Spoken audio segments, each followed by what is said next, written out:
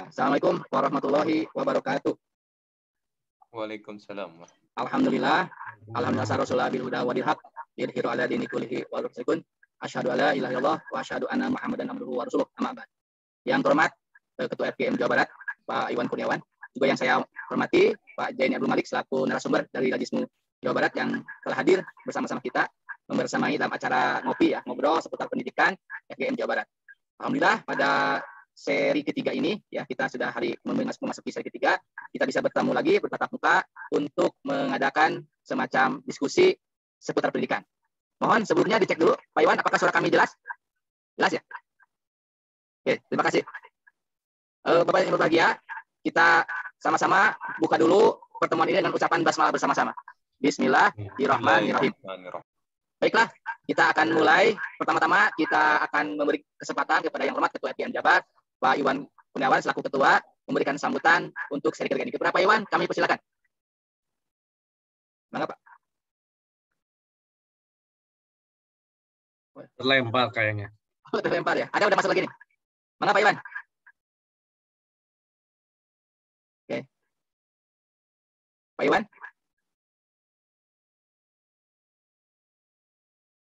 Oke. Pak Iwan monitor. Ya Bapak sekalian, sambil menunggu Pak Iwan, lagi bagi rekan-rekan yang masih baru masuk, silakan mengisi link daftar hadir ya untuk kita sama-sama mendokumentasikan, dan insya Allah kami sudah bikin auto prep. Jadi Bapak Ibu ketika setelah mengisi terkirim dalam waktu detik itu juga sertifikat sudah terkirim ke email masing-masing. Ya, jadi itu sebagai kenang-kenangan dari kami lah. Ya memang tidak ada harga secara materi, tapi secara filosofi dan juga secara data digital Bapak Ibu telah mengikuti kegiatan ini. Pak Iwan, monggo memberikan sambutannya. Pak Iwan monitor. Pak Iwan, mungkin sinyalnya ya. Di sini masih muncul sih namanya. Baiklah, mungkin nanti di tengah-tengah saja kita memberikan apresiasi untuk ketua karena ini kira-kira tidak ada sinyal atau bagaimana nih. Pak Iwan bisa menulis di chat nggak? Kira-kira ada kendala apa? Tidak ada. Ya, baiklah, karena mungkin itulah kelemahannya Zoom ini ketika sinyal tidak ada, tidak bisa nyambung gitu ya. Salah satu kendala ya, tapi mudah-mudahan nanti bisa memberikan sambutan di akhir atau di tengah-tengah karena mungkin ini sinyalnya nggak stabil, Pak Iwan. Baiklah, Bapak sekalian, kita akan mulai saja pada tema ketiga ini, yakni mengenai seputar peran Rajismu dalam dunia pendidikan. Sebagai pengantar, di edisi ketiga ini sengaja kami menghadirkan Rajismu karena bagaimanapun juga, amal usaha Muhammadiyah bidang pendidikan atau sekolah, madrasah dari tingkat taman kanak-kanak atau RA, kemudian SD, MI, SMP, MTS, SMA, MA, MAK, SMK, itu adalah aset yang cukup besar sekali ya. Yang tidak ini merupakan aset yang tak terhingga besarnya. Jawa Barat saja sekitar 700 sekolah madrasah ya. Jadi ini memang sesuatu yang sangat besar sekali untuk kita optimalkan. Nah, pada kesempatan siang malam ini kita ingin mencoba menggali sejauh mana peran, alhamdulillah Pak Iwan terangnya, peran untuk memajukan sekolah-sekolah Muhammadiyah dalam hal ini bagaimana kaitannya dengan Rajismu. Pak Iwan, namanya di Tosi Sauran, mangga memberikan sambutan karena akan dimulai untuk sekedar opening ini. Kepada Pak Iwan, sambutan, mangga dipersilakan Pak. Mangga Pak. Turun Pak Adin, apunten namanya jaringannya kira yang saya. Ya, mangga. Ngalih karena HP. Jelas. Bismillahirrahmanirrahim. Assalamualaikum warahmatullahi wabarakatuh. Alhamdulillahillazi arsala rasulahu bil huda wa dinil haq liyuzhirahu 'ala dini kullihi wa asyhadu anna Muhammadan 'abduhu wa rasuluh.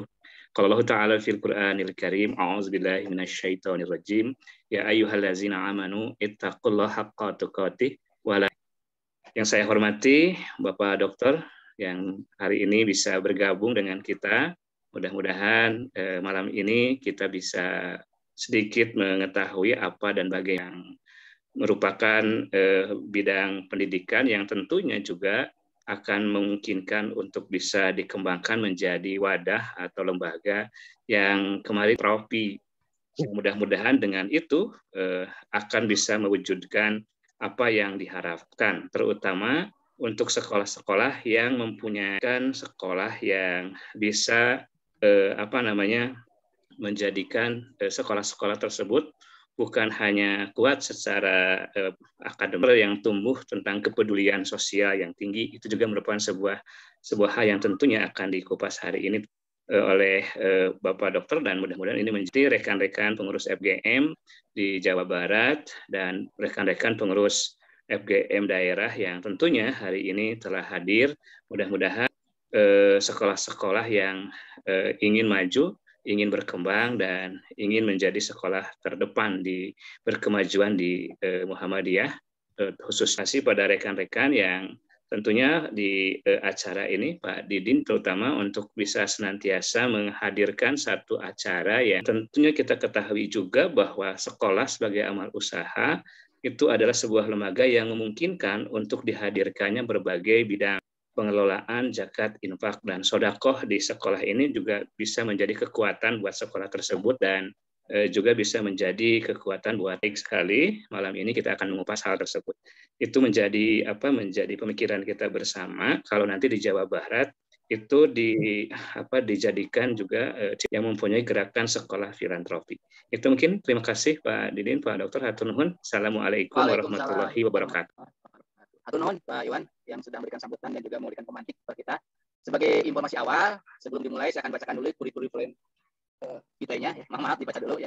Nama lengkap narasumber malam ini yaitu Bapak Jaini Abdul Malik MA, tempat lahir di Bandung 31 Januari 1975, alamatnya di Bandung Jalan Malangbong 4 nomor 49 Antapani. Jadi masih komplek dengan Antapani ya. Nomor HP-nya kalau diperlukan nih, mangga 081 321 323 625. Alamat emailnya ja.abuhiban@gmail.com. Pekerjaan beliau sebagai dosen Fakultas Syariah Unisba, juga jabatannya adalah Wakil Dekan 1 di Fakultas Syariah. Alamat kantornya Jalan Taman Sari 2426 Bandung 40116. Teleponnya 022 420 3368. Pendidikan formalnya, sekira saya bacakan, SD-nya di Suasana Bandung tahun 87, kemudian di Tanfidiyah Persis Cabogo Garut tahun 88, di MTS Darul Arkom Muhammadiyah Garut, di MA Darul Arkom Muhammadiyah Garut tahun 94, S1 Fakultas Syariah yang Senun Jati Bandung tahun 99, S2-nya di Kajian Islam Ekonomi Islam Sekolah Pasca Sarjana UIN Jakarta ya tahun 2008, dan S3-nya beliau sudah doktor itu Hukum Islam, konsentrasi Hukum Ekonomi Islam di UIN Sunan Gunung Jati Bandung tahun 2022 ini ya, alhamdulillah sudah tuntas. Organisasi beliau cukup banyak sekali, nih salah satunya saya bacakan saja. Pertama, beliau adalah Sekretaris Majelis Tadi PW Muhammadiyah Jawa Barat periode 2010-2015, Ketua BP Lajismu PW Muhammadiyah Jawa Barat periode sekarang 2015-2022, dan Wakil Sekretaris Majelis Ekonomi Sosial ya Pak ya, itu Jawa Barat periode 2020-2025, mohon koreksi kalau salah. Itu mungkin tidak kami bacakan semua Pak, ya karena banyak. Jadi intinya beliau adalah asli kader Muhammadiyah ya, sejak remaja, sejak pemuda juga pernah berkecimpung, dan mungkin waktu zaman pemuda pernah sama-sama Pak ya, hanya beda level saja mungkin. Baik Bapak sekalian, kita akan coba hadirkan beliau, mungkin nanti Pak Jen juga akan share screen, monggo silakan itu didikan. Insya Allah kita akan nanti mendengarkan, waktunya mungkin 30 menit Pak Dokter. Nanti kita akan menggali secara banyak, ini sudah banyak yang ASN karena memang teman-teman di daerah itu ingin tahu seperti apa sih kalau madrasah sekolah Muhammadiyah ingin membuka lajismu. Nah, seperti pertanyaan besarnya. Baiklah, tanpa berpanjang kata lagi, kami silakan kepada Pak Dokter untuk menyampaikan materinya. Kepada Pak Dokter, silakan, monggo Pak. Baik, terima kasih Kang Dindin. Bismillahirrahmanirrahim. Assalamualaikum warahmatullahi wabarakatuh. Waalaikumsalam. Ini pertama mohon maaf ya, ini kameranya belum optimal. Alhamdulillahilladzi arsala rasulahu bil huda wa dinil haq liyudhhirahu 'ala dini kullih wa kafa billahi syahida. Asyhadu an la ilaha illallah wa asyhadu anna Muhammadan abduhu wa rasuluh. Allahumma sholli ala Muhammad wa ala alihi wa ashabihi ajmain, amma ba'd. Bapak Ketua Persatuan Guru Muhammadiyah Jawa Barat Pak Iwan, moderator Pak Dindin Setiawan, dan Bapak Ibu guru-guru Muhammadiyah se-Jawa Barat, hadirin yang berbahagia, alhamdulillah di malam hari ini kita bisa bersilaturahim dalam acara ngopi ngobrol sekitar pendidikan yang dalam hal ini nanti dikaitkan dengan lajismu. Mudah-mudahan silaturahim kita pada kesempatan ini membawa berkah bagi kita semua. Amin ya. Salawat serta salam Muhammad Sallallahu Alaihi Wasallam pada keluarganya, sahabat-sahabatnya, pengikut-pengikutnya, termasuk kita sampai akhir zaman. Baik Bapak Ibu, sebentar saya screen dulu ya. Ya sudah terlihat. Ya sudah Pak. Baik. Menarik materinya terkait dengan peranan lajismu dalam pengembangan pendidikan ya di Muhammadiyah. Tapi nanti saya ngambil secara umum saja tentang pengembangan lajismu di Jawa Barat. Karena ya dalam pengolahan itu ada bagian terutama terkait dengan pendidikan di program pendidikannya kan tentang lajismu, karena memang di Muhammadiyah khususnya di Jawa Barat masih banyak belum mengenal tentang lajismu, meskipun produk lajismu itu sudah dilakukan oleh Muhammadiyah dari awal pendirian Muhammadiyah itu sendiri. Tetapi secara pengelolaan ini banyak. Oleh karena itu maka Muhammadiyah harus juga merespon terhadap pengelolaan lajismu, pengelolaan Ciswap ini ya, karena untuk merespon berbagai persoalan-persoalan tentang pengelolaan lajismu, pengelolaan Ciswap. Saya awali diskusinya terkait dengan potensi zakat. Ini nanti kita potret Muhammadiyah tentang potensi zakat di Muhammadiyah itu. Di Indonesia itu hasil penelitian tahun 2020 bahwa potensi zakat di Indonesia itu bahkan terakhir sampai 400 triliunan potensi zakat. Tetapi sementara terserap ya itu baru 10 triliun ini. Kalau kita ambil misalnya di Jawa Barat lah 10% aja dari 330 mungkin kita asumsinya 30 triliun. Nah, dari 30 triliun ini kita breakdown lagi di Muhammadiyah. Ini asumsi kita ambil lagi 10% lah dari 30 triliun. Itu berapa? 3 triliun ya. Barat itu ya potensinya sekitar 3 triliun lah. Tetapi realitasnya, faktanya sampai hari ini belum sampai. 1 triliun pun juga belum nyampe. Kemarin potensi ataupun zakat Ciswap yang dihimpun oleh Lajismu Jawa Barat, ini Lajismu Jawa Barat itu baru sampai pada 3,3. 3,5 miliar pun juga ya Lajismu, kantor Lajismu wilayahnya 1,5 ya, 1,5 lagi dari Lajismu Jawa Barat. Nah, ini faktanya potensi besar ya sampai tadi 300 kalau di Muhammadiyah kita asumsikan. Gitu. Nah, dari uang sebesar itu nampaknya kalau terserap ya tentunya Muhammadiyah bisa banyak berbuat, termasuk juga bisa berbuat di sektor pendidikan dengan uang ya potensi zakat yang sangat besar itu ya bisa membangun sekolah yang kualifikasinya internasional, kualifikasinya dari sisi gurunya itu memungkinkan untuk bagus itu dengan uang dana Ciswap itu. Nah, hanya ya realitasnya ternyata tidak seperti itu. Nah, ternyata belum sampai ke 1 triliun pun juga belum sampai ke di Muhammadiyah belum sampai 1 triliun. Padahal potensinya sangat besar itu. Ya, saya kira bisa dihitung lah sampai saat ini berapa pimpinan anggota Muhammadiyah yang saya bayar zakatnya ke Lajismu. Saya kira itu padahal sebenarnya kalau semua terserap itu ya bisa membangun sekolah yang kualifikasinya sangat bagus. Mau sekolah yang seperti apa nanti dari sektor gedungnya, softwarenya, hardwarenya itu bisa dibiayai dengan potensi yang sangat besar. Tapi realitasnya itu. Kedua, ini potensi wakaf nih, terutama wakaf tunai, wakaf uang.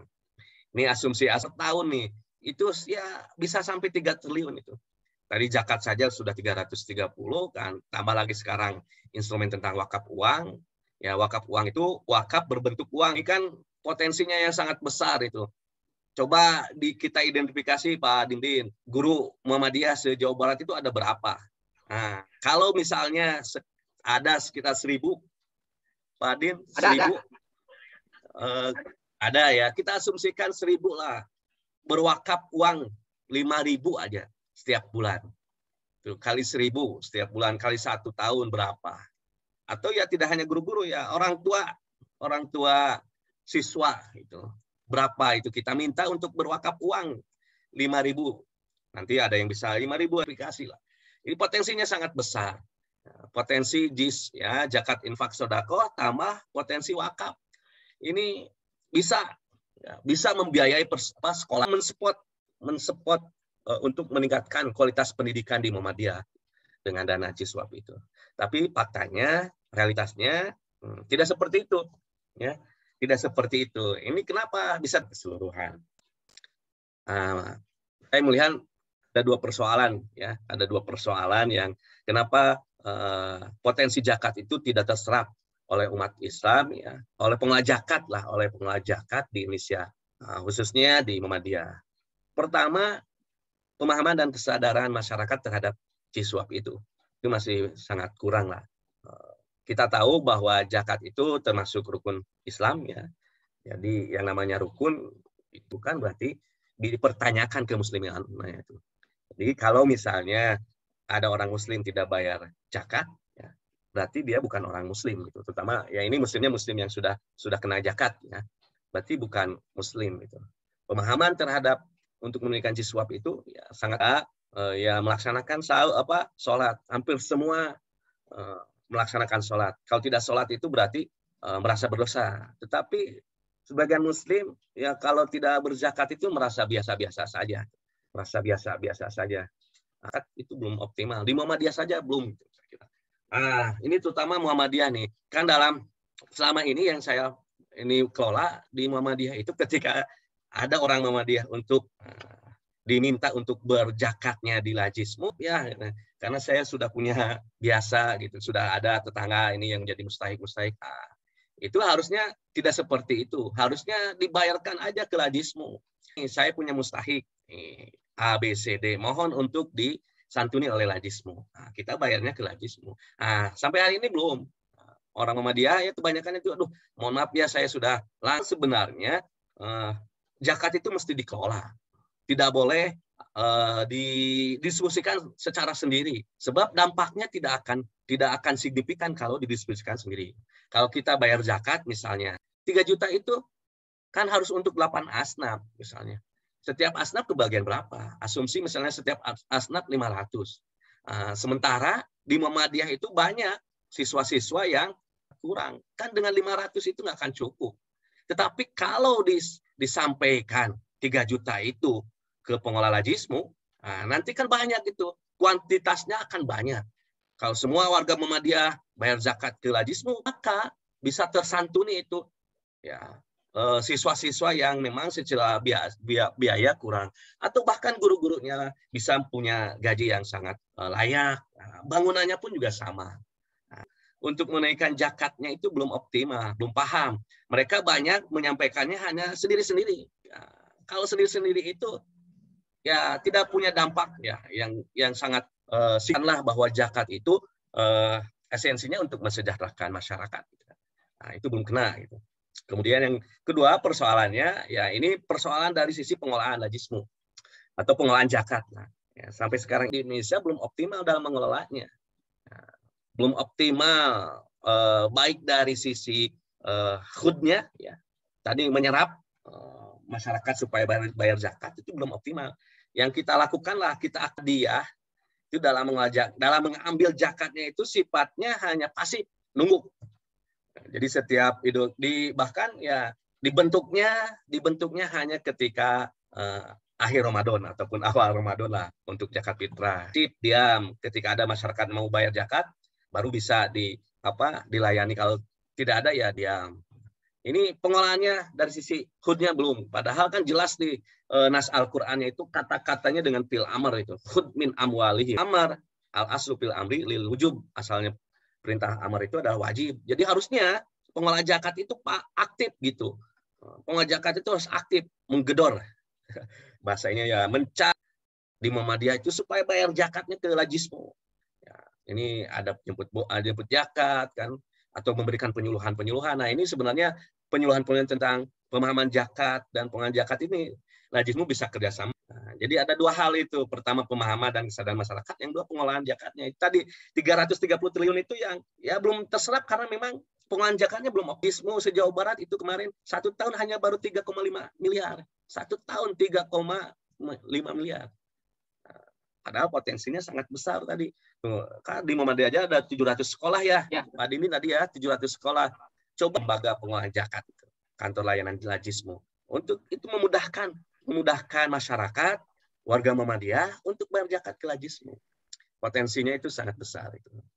Jadi belum optimal apalagi dari sisi distribusi tadi ya salah satunya lembaga pendidikan Muhammadiyah lah. Harusnya ya Lajismu itu punya peranan ya dengan untuk mengembangkan sekolah-sekolah di Muhammadiyah itu. Jadi nanti harus ada kerjasama Lajismu dengan sekolah-sekolah itu mendirikan kantor layanan Lajismu. Nah, itu untuk menghimpun dan mendistribusikan dana jiswab, zakat, infak, sedekah, dan wakaf. Atau bahasa dalam pedoman Lajismu itu jiswab dan dana sosial keagamaan lainnya. Jadi istilahnya zakat, infak, sedekah, wakaf, dan dana sosial keagamaan lainnya. Jadi belum optimal ya Oleh karena itu dua persoalan supaya sadarnya bikin apa di Indonesia adalah aturan terkait dengan Jiswab ini.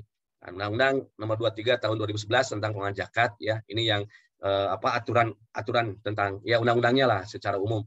Kemudian tentang zakat, infak, sedekah termasuk juga tentang wakaf. Saya ini lewat ya. Dari regulasi itu maka Muhammadiyah ini harus mendirikan lembaga zakat. Sebab dalam undang-undang itu lembaga zakat itu ada dua. Pertama Badan Amil Zakat Nasional itu didirikan oleh pemerintah ya, dari mulai pusat sampai ke bawah UPZ ya. Tingkat provinsi, tingkat pusat, provinsi, daerah, kota, kabupaten, bahkan tingkat kecamatan. Yang kedua, lembaga amil zakat yang didirikan oleh masyarakat. Salah satunya Lajismu. Laj dan Baz gitu. Baz itu pemerintah, Laj itu oleh masyarakat. Masyarakat Islam salah satunya adalah Muhammadiyah. Muhammadiyah merespon terhadap undang-undang itu maka mendirikanlah Lajismu. Ya. Lembaga filantropi Muhammadiyah yang melakukan penghimpunan, pengelolaan dan pendayagunaan dana zakat, infak, sedekah dan dana sosial keagamaan lainnya secara kreatif, produktif untuk membelai masyarakat yang membutuhkan. Ini tadi kreatifnya ya dalam hudnya, dalam menghimpunnya tidak hanya diam gitu. Dia harus menjemput bola gitu. Makanya kami terutama nanti di akhir tahun biasanya ya memang di bulan Ramadan itu membuka layanan-layanan zakat di pasar, di mal-mal itu untuk memudahkan masyarakat membayar zakat. Gitu. Ya, termasuk mungkin nanti di sekolah-sekolah, kantor layanan buka Lajismu gitu kan. Produktif. Ya. Fungsinya memang harus si pengelola zakat itu harus produktif, harus bisa melahirkan yang tadinya mustahik menjadi muzaki. Ini kan muzaki dari para alumni sekolah Muhammadiyah itu tentunya banyak ya, Pak Din. Itu alumni-aluminya gitu kan. Dengan Lajismu bayar zakat ke Lajismu itu untuk mengembangkan pendidikan Muhammadiyah itu. Oleh karena itu pimpinan pusat mendirikan Lajismu tahun 2002 ya, kemudian diperbaharui tahun 2016 ya, terakhir kemarin 2020 sudah diperbaharui bahwa dan legal ini sudah diakui oleh undang-undang ya. Lembaga zakat nasional sudah diakui undang-undang. Oleh karena itu maka pimpinan pusat mengeluarkan instruksi.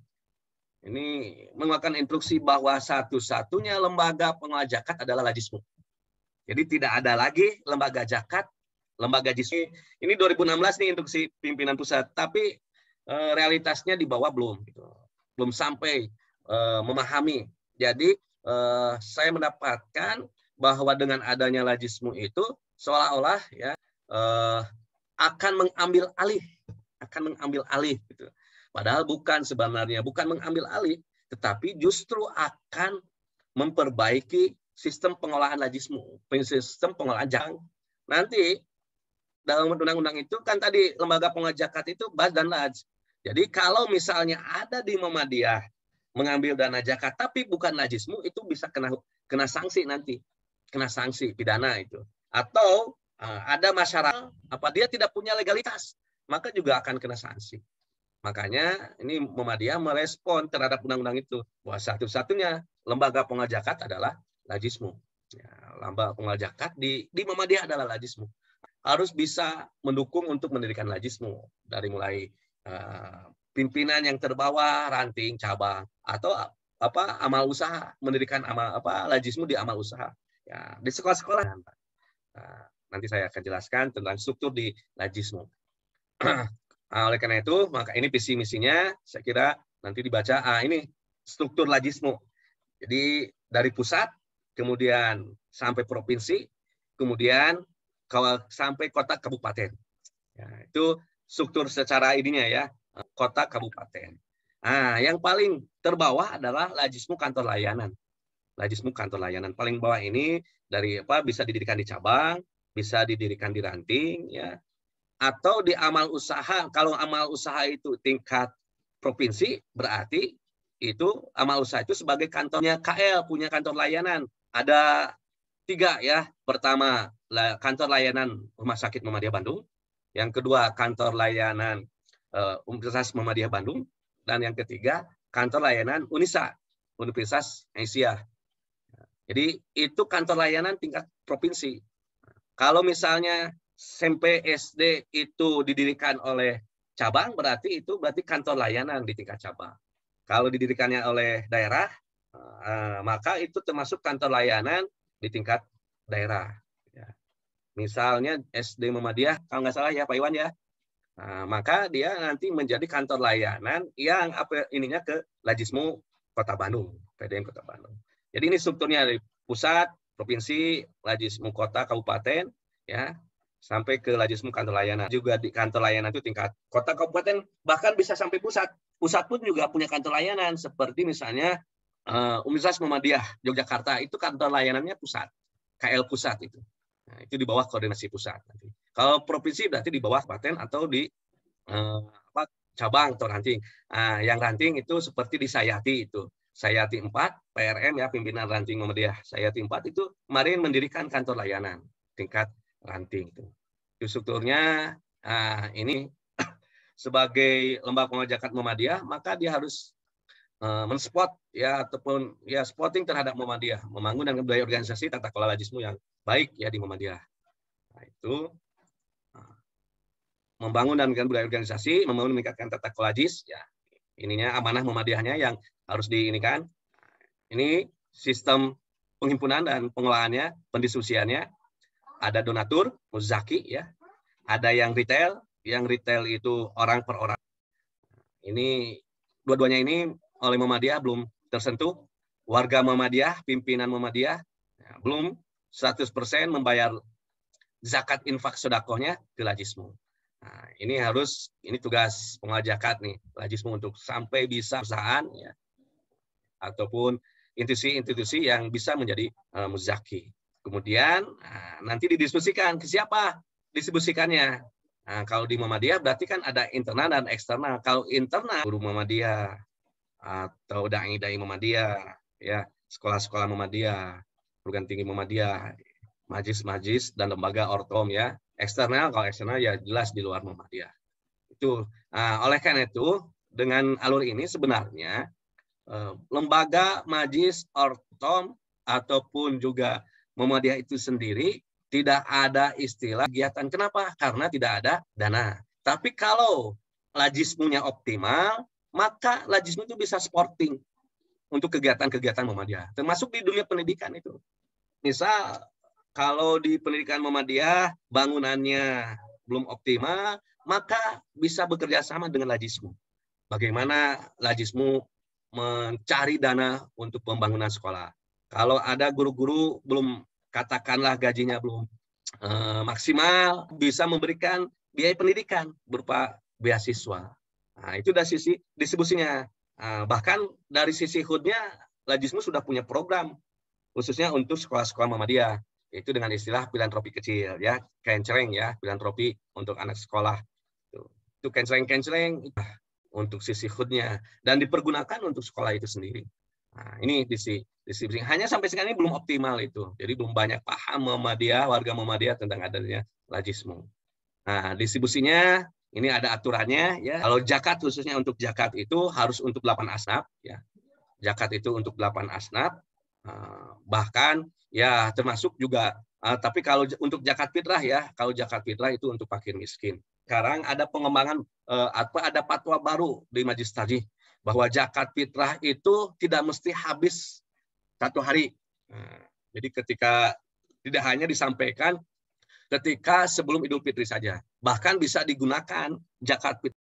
Makanya di Lajismu Jawa Barat ini kami menghimpun zakat fitrah, dan zakat fitrah itu tidak dihabiskan ketika sebelum Idul Fitri itu, tetapi kita sebagai kita bagikan dengan program ATM beras. Jadi mustahik itu dapat beras itu 2 minggu sekali, ya. Itu selama 1 tahun. Zakat dari zakat fitrah itu untuk fakir miskin. Bahkan ya tadi untuk pendidikan pun juga bisa nanti. Ini karena audit ya, ada audit. Ini program-program Lajismu itu harus mengacu kepada hasil Muktamar Muhammadiyah. Nah, ini satu misalnya membangun masyarakat ilmu. Ini tentunya terkait dengan pendidikan. Nah, ini. Jadi Lajismu bisa membiayai ya, bisa menspot untuk pengembangan pendidikan di Muhammadiyah. Nah, makanya peranan Lajismu terhadap pengembangan pendidikan itu sangat signifikan ini. Karena dana-dana Jiswap itu itu bisa membangun masyarakat ilmu. Nah, kita sudah di Lajismu Jawa Barat itu sudah bekerja sama dengan Aisyah kemarin itu kita buka fundraising untuk membangun bangunan sekolah-sekolah yang ada di lingkungan Aisyah. Nah, kemarin kita bangun fundraising ABS itu. Kita bantu fundraisingnya. Nah, makanya kalau di sekolah-sekolah Muhammadiyah itu sudah punya kantor layanan, Lajismu itu lebih memudahkan itu untuk menghimpun dana Jiswapnya itu. Karena ya kita berikan beasiswa lah bagi sekolah dasar menengah ataupun perguruan tinggi.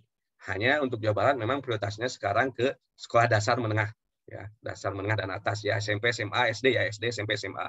Kita bantu mereka yang memang terutama dari sisi pembiayaannya sangat kurang. Kita bantu SPP. Kemudian untuk perguruan tinggi kita berikan beasiswa, cuman belum maksimal lah. Beasiswanya belum maksimal. Nah ini membangun masyarakat ilmu. Ya. Ini sangat tadi punya peranan yang sangat signifikan itu Lajismu dengan sekolah-sekolah. Karena dana-dana Jiswap itu nanti dihimpun, ya ikan. Nah itu ini terkait dengan audit, saya kira tidak perlu. Saya kira, nah ini Lajismu. Ya, Rusana Jawa Barat ada sosial dan dakwah. Tadi dari 13 itu ya programnya sosial dakwah, tanggap darurat bencana, dai mandiri, Muhammadiyah Aid ya, kurban Pak Kumis, mobile clinic ya. Nah, ini ya pendidikan ada Step Our School ya. Ini perbaikan infrastruktur, peningkatan kapasitas manajemen sekolah serta komunitas sekolah, gerakan GNOTA ya memberikan beasiswa pendidikan jenjang sekolah dasar, menengah dan atas. Sejuta sarjana ini program-program Lajismu terkait dengan pendidikan ya terkait ke mengacu pada rekomendasi muktamar.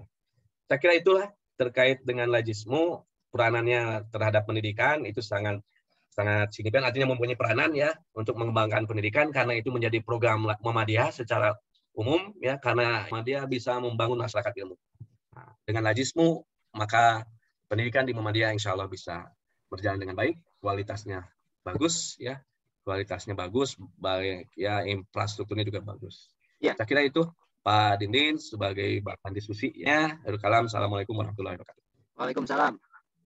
Ya, terima kasih Pak Dokter yang telah menyampaikan sekilas informasi tentang Lajismu cukup padat juga ya. Dan insya Allah teman-teman yang mau bertanya silakan raise hand atau tulis di kolom chat ya. Tapi yang jelas pertanyaan besarnya mungkin Pak Dokter yang pertama adalah mungkin pertama, bagaimana tata cara kalau sekolah madrasah ataupun pesantren di lingkungan Muhammadiyah itu mau mendirikan? Ya, beberapa mungkin nanti bisa diulas seperti apa.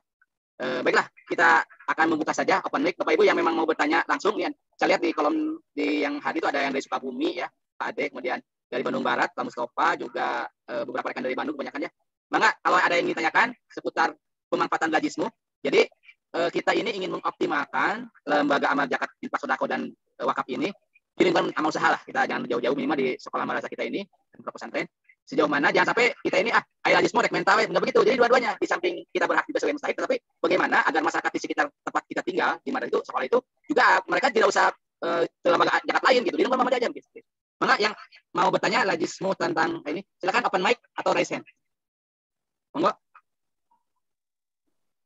Assalamualaikum Pak Didin. Mangga Pak Dr. Mutadin dari Depok ya. Mangga Pak, silakan. Ya, terima kasih Pak Didin. Mohon maaf. Assalamualaikum warahmatullahi wabarakatuh.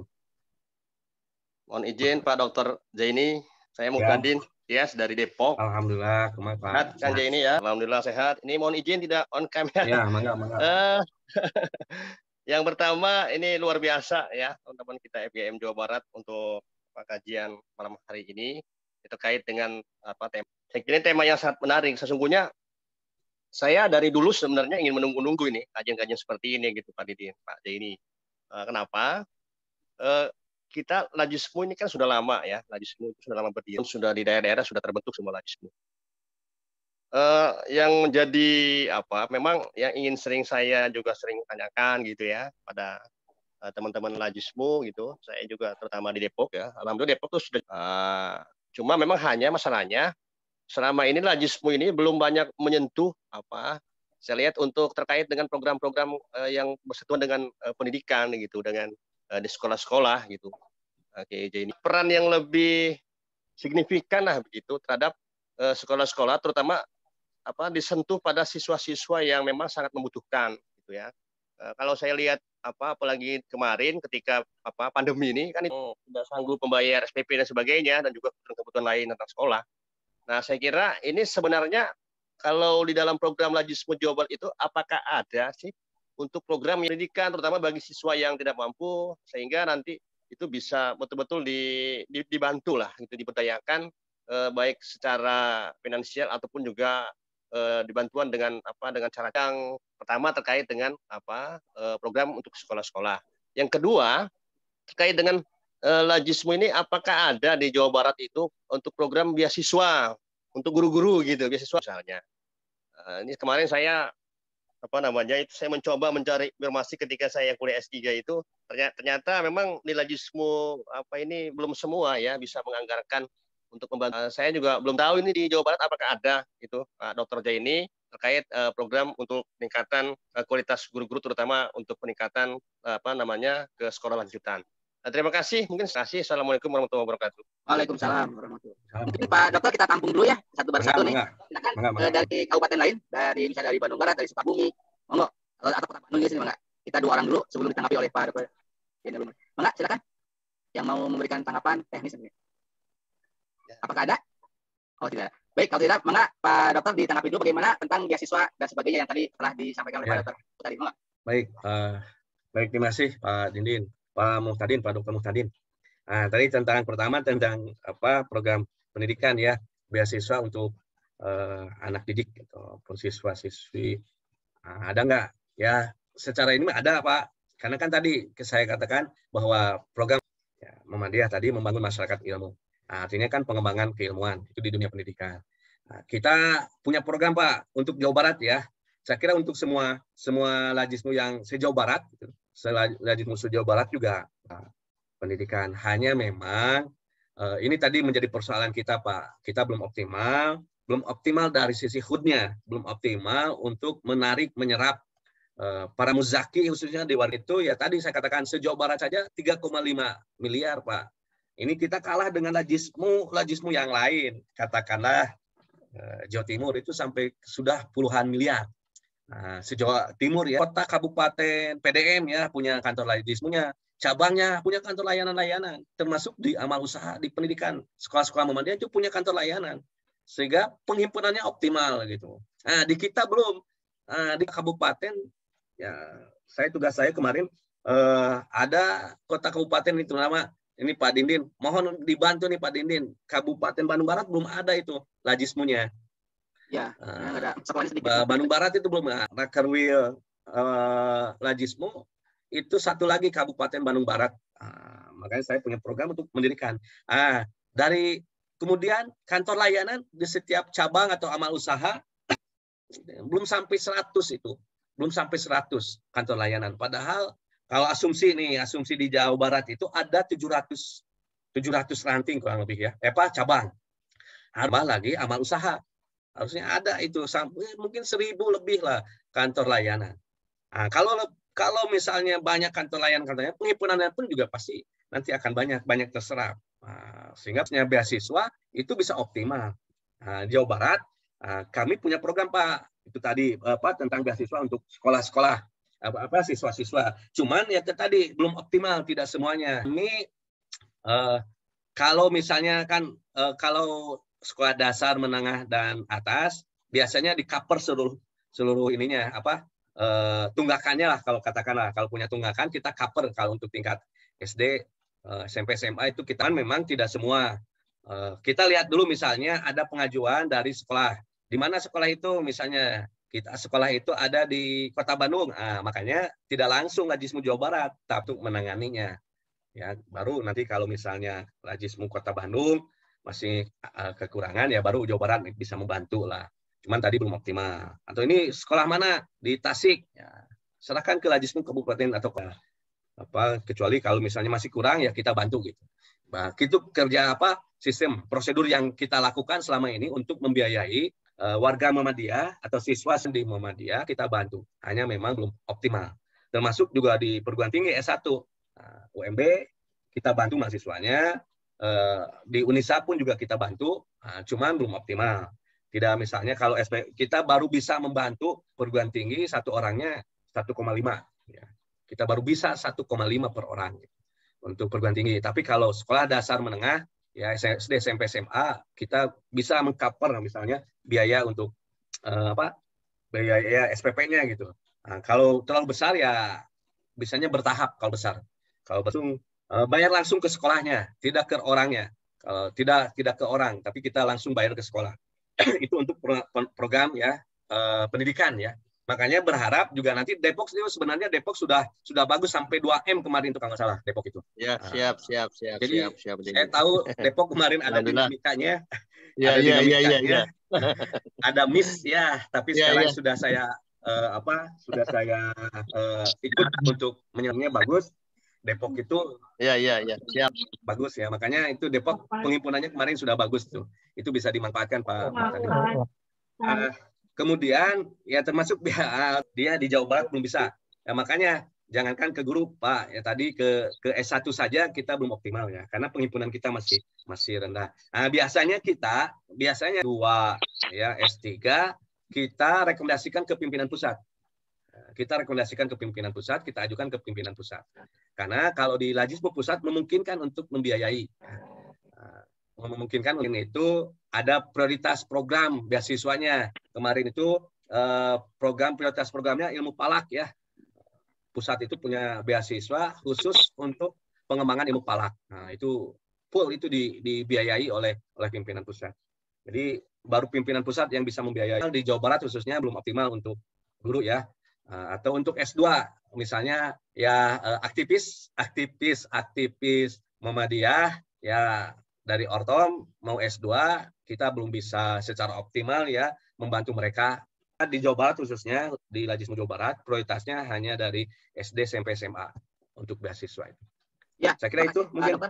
Mungkin dari Kabupaten Indramayu atau dari mana, silakan buka mic-nya. Pak Taufik tadi kelihatannya buka mic tuh. Ada yang siap Pak Didin. Mana silakan. Dari Pak Taufik ya, Ya, siap. Terima kasih Pak Didin. Bismillahirrahmanirrahim. Assalamualaikum warahmatullahi wabarakatuh. Waalaikumsalam. Kang Zeni sehat? Alhamdulillah Pak B. Taslamit depannya. Ya mungkin ini Kang Zeni tadi Lajismu ini hanya memang tadi di Jawa Barat itu ada berbagai macam kendala ya. Tapi mungkin yang kita juga perlu tahu gitu ya, karena timur Rayaan itu penghimpunannya itu sangat besar, dan masuk semua di Depok juga tadi sudah sangat lumayan ya, itu dia di Depok 2 gitu ya, 2 miliaran, mungkin presentasinya besar juga gitu ya untuk Jawa Barat. Nah, mungkin yang ingin kami ketahui terutama bisa sedemikian bagus penghimpunannya, kira-kira proses yang dilakukan di daerah itu seperti apa, sehingga kita bisa sebenarnya tiap bulan itu para seluruh staf ya, guru dan karyawan itu memang sudah ada zakat penghasilan yang itu diberikan ke Lajismu Kota Bandung gitu ya. Nah, itu mungkin yang kita coba kontribusikan. Tapi mungkin secara umum kira-kira kiat kita seperti apa yang ingin kita ketahui. Mungkin seperti itu Kang. Terima kasih. Ya, langsung ya. Pengalaman ya konfirmasi dengan teman-teman di wilayah khususnya Jawa Tengah, Jawa Timur. Ini komitmen pimpinan sebenarnya yang membantu mereka. Misalnya ya pimpinan daerahnya bagus, mendorong Lajismu, pimpinan cabangnya juga sama bagus, mendorong Lajismu. Lajismu bergeraknya tidak hanya sendiri. Nah, ini jadi persoalan sebenarnya di kita khususnya Jawa Barat ya. Ini karena itu tadi pemahaman tentang Lajismunya belum banyak gitu kan. Tadi kan sebagian masih ada menganggap bahwa kan justru dengan Lajismu itu untuk menertibkanlah pengolahan zakat dengan baik sebenarnya. Tidak, bukan saingan. Jadi sebenarnya kalau misalnya di lembaga, di PDM, PCM sudah terbiasa pengolahan zakatnya, maka tinggal diperbaiki legalitasnya. Sebab tadi kalau tidak ada legalitas ya, maka itu menjadi persoalan nanti ya, kena sanksi. Misal katakanlah di lembaga Ortom ataupun Majis menghimpun dana tapi bukan atas nama Lajismu. Nah, itu nanti dipertanyakan gitu. Nah, jadi itu sebenarnya Lajismu itu bukan mengambil alih, tapi coba untuk menertibkan. Pak Opik saya juga respon baik tuh. misalnya guru-guru itu zakat penghasilannya itu ke Lajismu, sebenarnya itu keuntungan bagi guru-guru itu dia nanti punya potongan sebenarnya 2,5% itu. Itu bisa ada potongan tuh. Tapi kalau misalnya bayar zakatnya tidak ke lembaga zakat yang legal, itu tidak bisa dijadikan lampiran. Jadi makanya bagus itu. Konfirmasi ke teman-teman di Lajismu Jawa Timur, Jawa Tengah, DIY, ya respon semua pimpinannya, semua warga Muhammadiyahnya saling mendukung, hingga ya semuanya bergerak gitu kan. Semuanya penghimpunannya sangat besar. Di kita belum semuanya bergerak.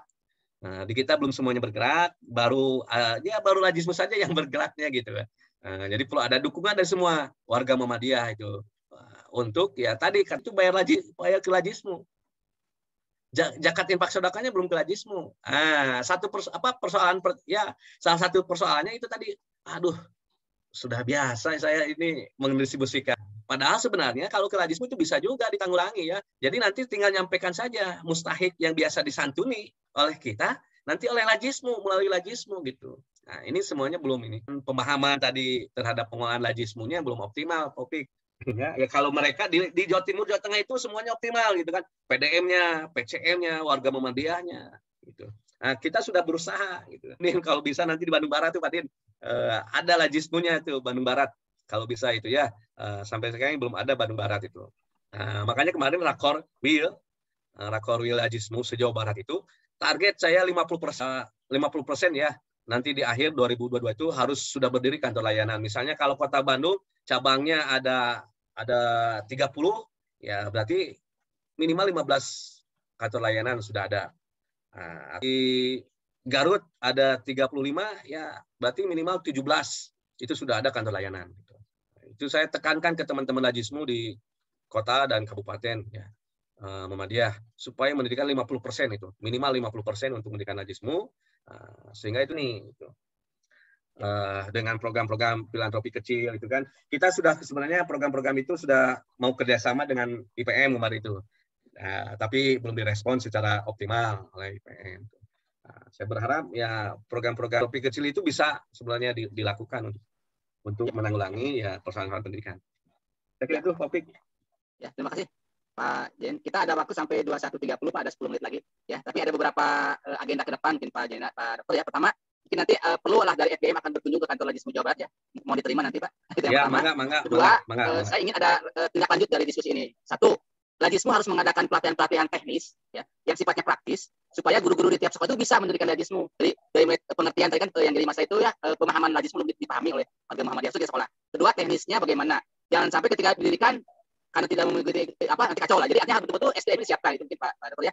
Itu yang kedua. Yang ketiganya juga kami mau nanti informasi, misalnya sekolah SD Muhammadiyah di kami lah di Margahayu akan mendirikan Lajismu. Nanti tata cara menyimpan uang bagaimana, lapor bagaimana, mungkin nanti perlu latihan, mungkin bisa dijawab malam ini ya. Tapi artinya betul-betul ke teknis Pak. Jadi karena yang saya tahu itu mereka bingung nih. Kalau dari orang Margahayu akan ke Lajismu kedua Jalan Sancang kan jauh tuh, terlalu jauh. Jadi mungkin dia akan di sekolah yang terdekat saja gitu. Tapi tetap dalam pemantauan Lajismu Jawa Barat lah, itu mungkin seperti itu Pak. Itu yang pertama yang ingin kami termasuk lagi nanti sistem informasi manajemen seperti apa, mungkin nanti di lain waktu diterangkan juga Pak. Misalnya kami catat dengan menggunakan barcode GoPay gitu ya. Kan sekarang mereka sudah punya uang non tunai ya di HP-nya masing-masing, bisa seperti itu lah misalnya gitu ya. Jadi hal ini harus juga sampai ke guru-guru ya, sampai sayang gitu ya. Mereka mau zakat tapi kesulitan. Di mana Lajismu betul? Di kami pun Lajismu baru di ranting 4 saja yang ada, tapi nah ini mungkin Pak ini. Sebelum diakhiri mungkin ada lagi yang mau bertanya, satu orang aja mungkin. Monggo. Pak Didin, mohon izin. Silakan Pak. Gini Pak Didin ya, ini mungkin Pak J ini saya juga punya pengalaman. Saya dulu waktu saya pernah jadi kepala sekolah. Salah satu sekolah saya yang paling besar menyumbangkan infaknya itu, ya mungkin di Depok itu sekolah yang pernah saya pimpin itu. Jadi gini, saya kira Lajismu Jawa Barat ini mungkin memang Jawa Barat gitu, terkait dengan penghimpunan zakatnya atau infaknya gitu. Karena emang salah satu ya dari siswa itu kan atau dari guru itu kan itu bisa kita dengan cara, kalau saya dulu tuh diharapkan untuk infak gitu melalui disetorkan ke Lajismu Depo, kalau saya dulu seperti itu. Nah, jadi nanti saya kira untuk lebih optimalkan mungkin Lajismu Jawa Barat itu dengan kerjasama itu mungkin saya Pak Didin untuk betul-betul tadi didobrak-dobrak lah apa namanya itu tadi Pak Jenny bilang itu. Saya kira potensi sangat besar sekali kalau ada 700 sekolah di 20.000. Itu luar biasa sebenarnya potensinya kan impact dari siswa kita. Ya nanti dikelola itu sebaiknya disetorkan saja ke Lajismu daerah gitu misalnya, gitu kan? Kan itu sangat besar potensi. Lajismu ini baik di tingkat provinsi atau di tingkat daerah sebaiknya lebih kepada mengedepankan program pendidikan gitu untuk dari Lajismu ini. Karena kalau sebut sangat cukup besar gitu kan, sampai lebih 2 miliar. Tapi mungkin bisa didorong gitu untuk angka-angka yang cukup besar itu bisa didorong diproteskan untuk biaya siswa yang memang notabene saya kira juga masih banyak siswa-siswa kita ini yang nunggak SPP-nya dan sebagainya. Masuk tadi itu program untuk guru-guru menjadi prioritas lah untuk dari Lajismu karena itu sangat penting. Saya kira gitu Pak Didin ya. Terima kasih, maaf. Assalamualaikum. Baik, terima kasih Pak Mutadin. Pak Din, kita punya mekanisme tersendiri ya di Lajismu karena sudah ada panduan pengelolaan Lajismu. Jadi nanti misalnya sekolah-sekolah Muhammadiyah itu kan itu ada di cabang, ada di daerah ya. Kalau di daerah berarti itu koordinasinya dengan Lajismu daerah. Kalau di cabang berarti dengan kantor layanan Lajismu yang ada di cabang. Kecuali kalau misalnya cabangnya belum ada, itu bisa langsung oleh Jawa Barat ditangani. Itu mekanisme pengelolaan Lajismu. Syukur-syukur nih kalau mau misalnya se-Jawa Barat, tadi saya sepakat nih misalnya Pak Mutadin tadi udah aja mulai forum guru ini mengundang guru-guru misalnya se-Jawa Barat ya ini nanti ini saya tidak mau istilahnya ya mengambil alih, ada kesan mengambil alih gitu. Ada kesan sebenarnya tidak mesti itu ya, tapi di Jawa Barat itu sih. Jadi saya kalau misalnya nanti forum guru ini memfasilitasi untuk sosialisasi Lajismu, saya lebih merespon ya. Harusnya Dikdasmi nih yang harus meresponnya. Jadi saya seharusnya kerjasama. Kalau misalnya dengan Dikdasmi tidak optimal ya dengan forum guru lah kalau bisa nanti bisa kita kerjasama untuk sosialisasi lah tentang Lajismu atau bahkan ya bagaimana pengelolaan Lajismu itu sudah kita punya buku panduannya termasuk tadi hal-hal teknis ya hal-hal teknis gitu untuk bagaimana untuk lewat barcode ya zakat infak sedekahnya kita sudah punya bahkan sampai ke Sisdin ya atau Bapak Ibu kita sering melakukan pelatihan bagi pengelola Lajismu. Sering itu kita sudah sering itu bagaimana pengelola dari sisi fundraising pelatihannya bahkan sampai ke bimbingan teknis tentang pelaporan. Nah, itu sudah kita lakukan. Cuman ya mekanismenya itu Lajismu. Kalau misalnya sekolah-sekolah Muhammadiyah mau mendirikan kantor layanan itu saya merespon baik gitu. Nanti ininya koordinasinya dengan Lajismu yang ada di daerah tersebut, yang ada di langsung wilayah yang membuat SK. Misalnya katakanlah ini di SD Muhammadiyah Antapani mau mendirikan atau ini Pak Opik ya SMP Muhammadiyah 8 mau mendirikan kantor layanan. Nah, itu mudah sebenarnya, tapi SK-nya ada di kantor Lajismu daerah Kota Bandung. Nanti kantor Lajismu daerah Kota Bandung mengeluarkan SK atas usulan SMP Muhammadiyah Bandung, ya SMP Muhammadiyah 8 Bandung dengan pengelolanya A, B, C, D, ya pengelolanya A, B, C, D, kemudian rujukan ke Bandung. Nanti Lajismu Kota Bandung mengeluarkan SK, gitu. Nah, jadi sederhana untuk mendirikannya. Nah, kecuali kalau misalnya atau tidak aktif, maka bisa SMP Muhammadiyah 8 langsung meminta ke Jawa Barat. Itu mekanisme ininya ya pengajuan kantor layanan. Nah, setelah ada SK nanti kita bina Pak. Ya, yang sudah ber-SK kita bina dari mulai tadi pelatihan-pelatihan fundraising, pelatihan-pelatihan pelaporan keuangan. Itu kita bina, kita berikan pelatihan-pelatihan. Nah, makanya kalau misalnya ada gagasan di forum guru Muhammadiyah, karena ya ini bisa kerjasama ya, itu artinya secara legalitas nanti Lajismu tidak inilah salah gitu ya, tidak salah karena di Jawa Barat itu sangat dinamik di Jawa Barat itu. Saya menyambut baik Pak Din kalau misalnya nanti forum guru Muhammadiyah memfasilitasi untuk sosialisasi Lajismu, bahkan kita akan ya mengapresiasi lah. Kita sudah siap, kita sudah punya tim untuk bagaimana sistem fundraising-nya, sistem penghimpunannya, termasuk pendistribusiannya, termasuk pelaporannya. Karena tugas pengelola zakat itu ada 3, penghimpunan, pendistribusi Jawa Barat, Lajismu Jawa Barat itu sudah 3 kali diikut serta audit eksternal, maka hasilnya wajar tanpa pengecualian WTP ya. Alhamdulillah kita WTP gitu kan, serta dalam audit eksternal yang dilakukan oleh akuntan publik. Saya kira itu. Pak Dokter, karena waktu juga yang memisahkan kita sudah 21.31 ya. Sebelum tutup, kami mohon Pak Ketua FPM Jawa Barat bisa merespon dan memberikan rekomendasi untuk tindak lanjut. Ini bukan yang terakhir Pak Dokter Jenny, jadi kami mohon nanti ada seri-seri berikutnya yang ada singgungan tentang lajismu di sekolah-sekolah Muhammadiyah. Jadi ini baru pembukaan ya, baru pintu gerbang gitu ya. Jadi kedepannya nanti kami punya keinginan ada pelatihan-pelatihan teknis bisa hybrid ya, bisa datang langsung ke Mujahidin atau pelatihan dalam bentuk Zoom ini gitu. Karena yang luar Bandung kasihan biayanya jauh, jadi kita karena nanti seperti ini kan rekamannya akan kami share nanti di beberapa sekolah Muhammadiyah yang mau tahu seperti itu, nanti hubungi siapa, nomor kontak siapa, dan insya Allah kami akan ke sana lah. Mangga Pak Iwan selaku Ketua FPM memberikan respon dan bagaimana. Mangga Pak Iwan. Baik, terima kasih Pak Dr. Zaini atas penjelasan, dan ini membuka wawasan dan pengetahuan kita. Ternyata kan sebenarnya semua sekolah di Muhammadiyah itu memungkinkan untuk bisa mendirikan layanan pengolah zakat. Saya kira ini memungkinkan Pak Dokter ya, untuk pendirian bersama dengan Lajis di sekolah-sekolah Muhammadiyah di Jawa Barat. Dan tentunya juga kita bisa mendata juga sekolah-sekolah yang mungkin zakatnya mungkin lebih banyak untuk nanti didiskusikan pada sekolah-sekolah yang tentunya mungkin membutuhkan bantuan-bantuan gitu Pak, dengan pendampingan lagi. Ya, kita sangat menyambut, mengapresiasi itu kalau nanti forum guru yang memfasilitasi untuk sosialisasi lajismu, kita bantu sampai ke persoalan teknis. Amin, terima kasih Pak Dokter. Tadi baiknya online Pak Din ya Pak Iwan. Pelatihannya online gitu. Atau kalau memang misalnya terutama keuangan sangat butuh ini skill yang lebih, maka biasanya dipanggil ke Sanca, ke kantor layanan. Jadi mangga hybrid ya ataupun online lah. Sangat mengapresiasi kita. Bahkan Pak Dokter, saya punya catatan Pak Dokter, karena relatif besar itu kebanyakan bukan orang Muhammadiyah Pak Dokter.